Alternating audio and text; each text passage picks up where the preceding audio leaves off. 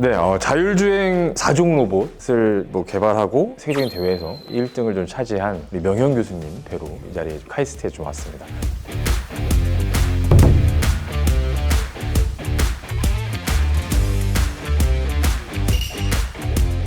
저희가 마침 이제 국가과제를 하면서 블라인드 보행 제어 기술이라는 것을 만들었어요. 그 기술이 이제 눈에 보이는 게 아무것도 없어도 깜깜한 곳에서도 애가 계단을 오르거나 내리거나 이런 것들을 자동으로 할 수 있는 기술이거든요. 저희는 이제 모든 학습은 시뮬레이터 안에서 다 합니다. 4096대 정도를 푸는데 다양한 환경에서 저희가 대응을 할 수 있게 되는 거죠. 군사적인 목적으로도 활용이 좀 가능할 것 같다는 느낌이 좀 있거든요. GPS가 재밍되거나 스피킹되거나 이럴 수도 있기 때문에 군 상황에서.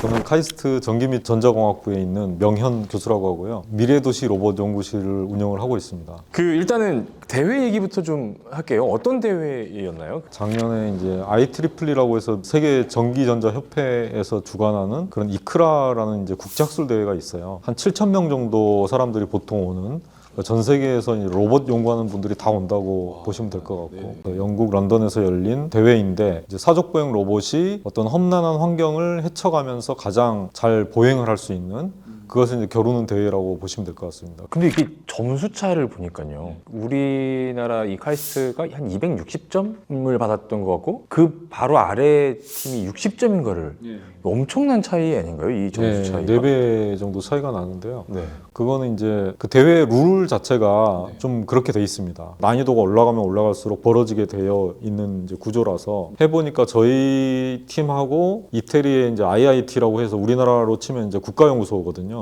그 팀 두 팀만 이제 자율보행으로 출전을 했고요. 나머지 팀은 이제 다 원격 조작을 했습니다. 사람이 직접 그 상황을 파악하고 근데 이렇게. 뭐 파악하는 게 쉽진 않아요. 이렇게 로봇을 직접 보고 조정을 못 하거든요. 오퍼레이터는 로봇을 보지 않고 로봇에서부터 오는 정보만을 받아서 이제 조정을 해야 되기 때문에 만약에 타임 딜레이가 생긴다든지 그러면 이제 영상 같은 게 들어올 때도 느리게 들어오기 때문에 상황 판단이 늦을 수밖에 없잖아요. 원격 조작이 반드시 쉬운 건 아니고요. 근데 이제 그것보다 더 어려운 건 저희처럼 이제 자율보행을 하게 하는 게 더 어려운 기술이죠. 그래서 저희가 이제 4배가 되는 점수 차이가 났던 이유는 난이도 때문에 그런 4배 점수 차이가 났다고. 그만큼 어려운 기술을 다 구현해냈다는 거잖아요. 근본적으로 어떤 차이가 있는 건가요? 이게 저희가 이제 너무 이쪽을 잘 몰라서. 네. 크게 한 3가지 정도로 나눠집니다. 그래서 첫 번째는 이제 컨트롤 제어 쪽이고요. 그러니까 이 울퉁불퉁한 곳도 잘 갈 수 있게 제어가 되느냐 하는 제어 기술이 하나가 있고요. 그다음 두 번째는 위치 인식과 매핑이라고 그래서 이제 로봇 스스로 어디를 가려면 자기가 어디 있는지를 잘 알아야 되잖아요. 그 기술이 이제 또 중요한 기술이 되겠고요. 마지막으로는 이제 그런 정보가 다 있는 다음에 목적지를 딱 찍어주면 내가 가장 안전한 곳으로 갈 수 있는 경로 계획을 잘 해야 되고 갑자기 나타나는 장애물들이 생길 수 있어요. 그럼 이것들을 또 잘 회피를 해가야 되거든요. 그래서 이제 전역 경로 계획, 그 다음에 로컬 경로 계획 이렇게 저희가 2개로 나눠서 부르는데 그런 경로 계획 기술이 이제 3번째 기술이 되겠습니다. 그래서 이 3가지 기술이 전부 다 이제 완성이 돼야지 사실은 자율보행이 되는 것이고요. 만약에 그 중에 하나라도 빠지면은 이게 원격으로 하든지 할 수밖에 없어요. 그럼 이제 그 3가지를 다 구현해낸 게 이제 우리나라밖에 없었던 거예요. 이거를 뭐 드림워크라고 부른다고요? 그게 앞에 이제 이니셜을 따온 건데요. 드림 워킹 포 쿼드로페달 로봇 해서 드림하고 워킹의 W를 따오고 그다음에 쿼드로페달 로봇에 이제 Q를 따와서 드림 WAQ 이렇게 씁니다. 저희가 이제 용어를 좀 더 자세하게 말씀드리자면 드림워크라는 건 제어기에 해당하는 것이고요. 매핑하고 위치 인식하는 걸 슬램이라고 저희가 부르거든요. 그다음에 이제 경로 계획이 있고 이렇게 되는데 그것들을 다 합친 것을 저희는 이제 드림 스텝이라고 말을 하고 있어요. 그러니까 드림이라는 게 아까 드림워크에서 따온 거고 스텝이라는 것은 사족보행 로봇의 위치 인식을 할 수 있는 알고리즘이거든요. 그래서 그 2개를 이제 따와가지고 드림 스텝이라는 프레임워크라고 저희가 말을 하고 있고요. 그러니까 그래서 이제 저희는 다 완성을 해놨고 드림워크 같은 경우에는 저희 생각에는 굉장히 독보적이라고 생각을 해요. 어떤 면이 다른 건가요? 저희가 마침 이제 국가과제를 하면서 블라인드 보행 제어 기술이라는 것을 만들었어요. 그 기술이 이제 눈에 보이는 게 아무것도 없어도 깜깜한 곳에서도 애가 계단을 오르거나 내리거나 이런 것들을 자동으로 할 수 있는 기술이거든요. 기존에 이제 블라인드 로코모션을 한다라고 하는 제어기들이 좀 있었어요. 근데 그 제어기들은 대부분 촉각 센서를 많이 씁니다. 네 다리에다가 다 붙여놓고 이 다리가 이제 바닥에 탁탁 닿으면은 아 내가 이게 바닥에 닿았구나를 감지를 해서 그 다음 대처를 할 수 있는 그런 센서거든요. 근데 이게 이제 사용을 하다 보면 쿵쿵거리고 이제 가기 때문에 자꾸 센서가 깨집니다. 그래서 저희는 아예 그 센서를 쓰질 않습니다. 관절 센서하고 관성 센서만 쓰기 때문에 이 두 가지만 가지고 하는 것은 저희 팀뿐이 없습니다. 그러니까 관절 정보라는 것은 로봇의 다리의 각도 정보, 그다음에 내가 얼마나 기울어졌냐라는 정보가 이제 관성 센서 정보거든요. 근데 관절 센서를 가지고 이렇게 뭘 내가 어디 있는지 안다? 이거 저는 언뜻 상상이 안 가거든요. 어떻게 계산을 하는 거죠? 쉽게 생각하시면 이 계단을 생각해 보시면 될 것 같아요. 나는 원래 여기를 이제 제대로 가라라고 했는데 계단을 만나면 여기에서 딱 멈출 거잖아요. 그럼 각도가 내가 원하던 각도가 안 나오는 거예요. 뭔가 장애물이 있구나라고 느끼는 거고, 그 다음에 이제 이렇게 하고 한 다리가 좀 이렇게 잘못 짚으면 이게 기우뚱할 거지 않습니까? 그럼 그것도 이제 관성 센서로 내가 기울어졌다라는 정보를 알 수가 있어요. 내가 다르게 행동을 해야지 애를 똑바로 갈 수 있겠다라고 판단을 하는 거죠. 그게 돼요? 네, 그 제어 기술을 이제 완성을 이미 해놨기 때문에 저희가 그 제어의 밑거름 위에서 아까 이제 경로객이라든지 위치인식이라든지 매핑이라든지 이런 기술은 또 저희가 예전부터 개발해오던 기술들이 있었어요. 그래서 그것들을 이제 합쳐지진 않았었는데 이것들을 이제 작년 대회를 앞두고 막 통합을 해서 잘 이제 완성을 해서 가져갔던 거죠. 아니 이게 사람도 이렇게 깜깜한 데서 이렇게 내 집 화장실 가다가도 뭐 어디에 부딪히고 이러는데 그래서 강화학습이라고 저희가 이제 말을 하거든요. 이제 화장실을 가다 보면 저희가 막 부딪히면서 여기는 부딪히니까 다음엔 안 가야지 머릿속에 이제 담고 있다가 화장실을 가게 되는 거거든요. 야, 그럼 그 학습된 데이터 이거 쌓아놓는 것도 엄청나게 큰 자산이겠어요. 사실 저희 장점은 그 데이터가 많이 필요 없다는 거예요. 사족보행 로봇은 되도록이면 시뮬레이터에서 다 학습을 시켜요. 그러니까 다양한 환경을 다양한 환경을 해놓고 계단도 마찬가지로 계단이 이게 길이와 높이가 다 다르게, 그 다음에 로봇 자체도 여러 대를 동시에 풀어서 학습을 시키거든요. 4096대 정도를 푸는데 그 로봇들이 전부 다 다리 길이가 약간씩 달라요. 몸 무게도 다 다르고 무게 중심도 다르고 그 다음에 모터 성능도 다르게, 그렇게 해서 다 다양하게 해준 다음에 학습을 하면 다양한 환경에서 저희가 대응을 할 수 있게 되는 거죠. 신기하네. 야, 그럼 똑똑해질 수밖에 없어요. 한 번에 이렇게 4천 몇백 개의 데이터가 쭉 들어오는 거잖아요. 시뮬레이션하고 실제하고의 갭이 생길 수가 있어요. 그래서 그걸 이제 저희가 sim to real 갭이라고 하거든요. 그러니까 그거를 얼마나 잘 줄일 수 있냐가 학습을 얼마나 잘 시킬 수 있냐는 관건이거든요. 어떻게 줄입니까? 그래서 저희가 아까 말씀드렸듯이 이제 여러 가지 랜더마이제이션을 통해서 계단도 로봇도 다 다르게 해서 학습을 시켰더니 갭이 줄어드는 거예요. 랜덤화를 통해서 다 학습을 시켜놨기 때문에 이게 조금만 변화가 있어도 전혀 상관이 없이 그대로 동작을 하는 거죠.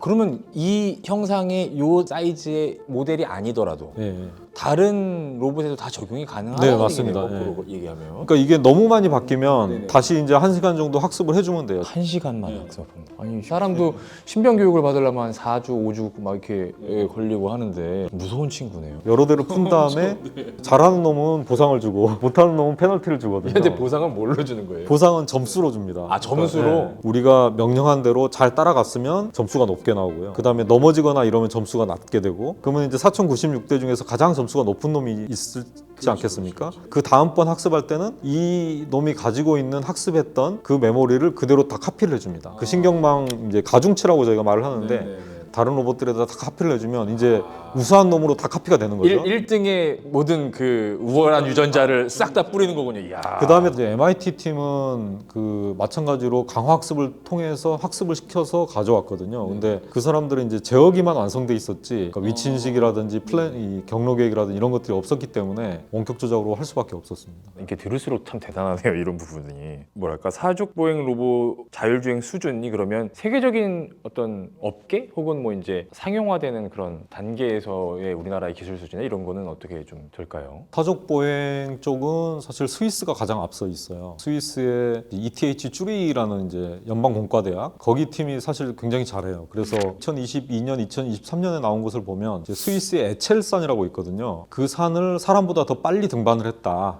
그러면서 이제 사이언스 로보틱스라는 저널에 논문이 게재가 됐어요. 근데 그게 알고 보면 조종을 해서 사람보다 빨리 갔다는 거지 자율로 보행한 게 아니었어요. 그러니까 그게 사실은 세계 최고의 기술이라는 게 그때 당시에 그렇게 했던 거죠. 2022년까지. 근데 이제 저희는 이제 그걸 자율 보행으로 할 수 있는 기술을 완성을 한 거죠. 그래서 자율로 하기 위한 슬램이나 이제 플래닝 쪽 이쪽은 저희가 이제 좀 많이 앞서 있다고 생각을 하거든요. 그래서 이런 것들을 다 합쳐서 또 인테그레이션도 해야 되니까 한 몇 년 정도는 저희가 좀 앞서 있다고 생각을 하는데 모르겠습니다. 이거 얼마나 열심히 하느냐에 따라서 또 그 이제 누군가 조작을 해주지 않고도 특정한 지형 지물을 다 이제 파악하면서 어떤 목표 지점까지 간다. 라는 것 자체는 일단은 우리나라 카이스트밖에 없는 거잖아요. 예. 이 얘기를 듣다 보니까 무궁무진해지는 것 같은 게 그만큼 활용 범위도 되게 넓을 것 같아요. 사실은 이제 제가 국방부를 출입해서 그런지 몰라도 이제 중국에서는 여기 위에다 벌써 총을 달아서 이게 했더라고요. 군사적인 목적으로도 활용이 좀 가능할 것 같다는 느낌도 좀 있거든요. 이제 국방 쪽에서 필요한 거는 아까 말씀드렸듯이 이제 블라인드 보행 제어기, 깜깜하거나 연기 상황이거나 농현 상황이거나 이런 때도 동작을 해야 되기 때문에 저희 같은 이제 기술들이 좀 필요한 것 같고요. 또 이제 GPS가 없는 상황에서도 이게 미션을 수행해야 되잖아요. GPS가 재밍되거나 스푸핑되거나 이럴 수도 있기 때문에 군 상황에서는. 그래서 이거는 이제 그 라이다나 이 비전 이런 것들을 써서 자율보행을 할 수 있는 기술이기 때문에 GPS 전혀 필요 없이 하거든요.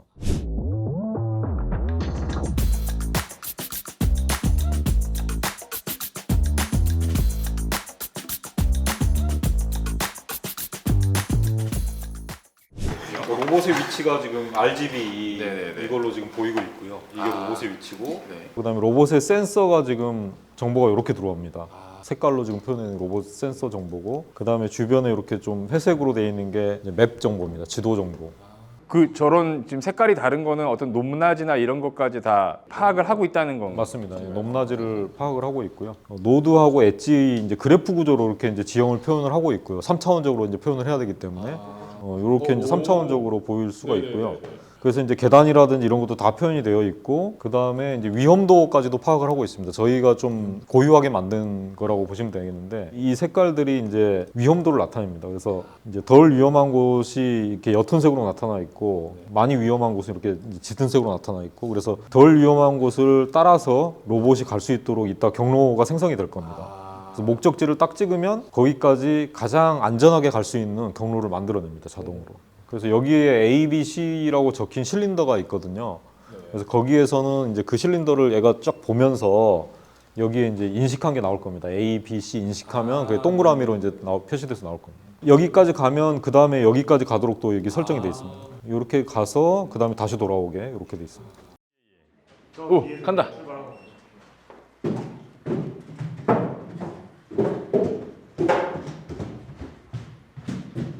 와.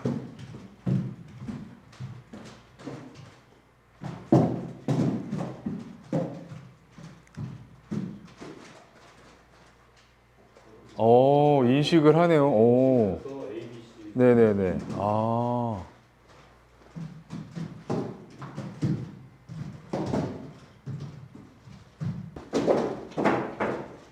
야, 근데 저 발이 저렇게 푹푹 빠지는 곳에서도 야. 저희가 제일 어려운 구간입니다. 그러니까요. 스펀지 구간.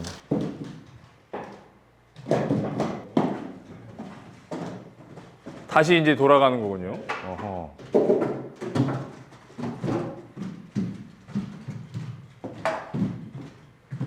아, 다시 그 ABC 이거를 인식을 하고.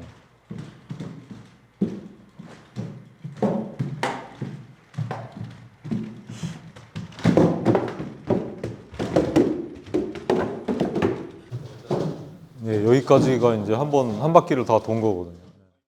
이 안전 순찰 이런 것도 가능하겠군요. 네, 맞습니다. 침입자가 발견했다 그러면 경보도 주고 뭐 이런 것도 가능하고. 그런 것도 가능하겠죠. 군에서도 이제 요즘에 보면 이렇게 자율주행 차량 이런 것들 이제 좀 많이 도입을 하려고 하는 것 같거든요. 실제로 이제 업체나 군과 좀 협력하는 분야도 좀 있으실 것 같아요. 기업체에서도 그런 니즈가 있어서 UGV라고 하죠. UGV, Unmanned Ground Vehicle. 그쪽에 적용하는 과제를 지금 센터 과제를 하고 있고요. GPS가 가용하지 않은 상황에서도 위치 인식도 하고 매핑도 해서 자율적으로 돌아다닐 수 있는 그런 기술, 그다음에 경로 계획도 하고, 그다음에 어디를 갈 수 있는 지역인지 못 갈 수 있는 지역인지 이런 것들을 파악하는 그런 기술도 들어갑니다. 그리고 이제 위성 지도가 저희가 보통은 다 있잖아요. 그래서 위성 지도 기반으로 내가 어디에 위치해 있는지를 그라운드에 있는 센서만 가지고 파악하는 기술, 이것도 굉장히 중요한 기술입니다. 근데 로봇에 자체적으로 있는 센서만으로는 원래는 어려워요, 그게. 근데 카메라나 라이다만 보고 그 정보하고 위성 지도하고 비교를 해서 내가 어디 있는지, 뭐 서울에 어디 있다까지 알아내는 거죠. 기업체에서 많이 필요로 하더라고요. 그래서 이제 그런 기술도 하고 있고요. 그럼 지금 단계 기술 수준에서 한 단계 더 나아가는 기술이라고 한다면 어느 분야를 어떻게 좀 발전시킬 계획이신지 이것도 좀 궁금하거든요.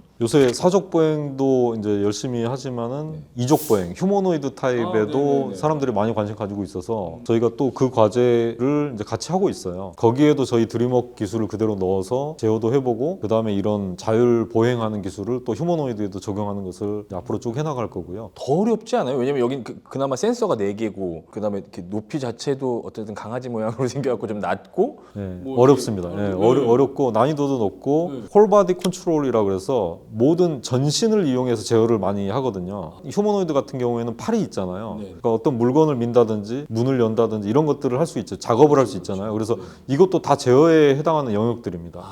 그래서 그런 것까지 해야 되기 때문에 훨씬 어려운 기술이 엄청 되겠고요. 복잡해지겠네요. 모든 다리 관절뿐만이 아니고 팔 관절까지 이용해서 제어를 해야 되는 그렇죠. 거기 그리고 때문에 내 몸의 균형 이런 것들도 좀 차원이 다를 것 같고. 지금 수준으로는 저희가 시뮬레이션에서 되는 건 확인했거든요. 그래서 이제 블라인드 보행을 휴머노이드 타입에도 적용 가능하다는 걸 이제 저희가 확보를 했고 그걸 이제 실제 하드웨어를 가지고 테스트를 또 해봐야 되겠죠. 그 다음에 AI 기술 중에 이제 라지 랭귀지 모델이라든지 그 다음에 VLM이라고 해서 비전 랭귀지 모델 이런 것들을 활용하면 로봇이 좀 더 인텔리전트하게 이제 내비게이션 할 수 있게 할 수 있거든요. 앞으로는 그냥 책상 옆에 있는 의자로 가 이렇게 명령을 내릴 수가 있어요.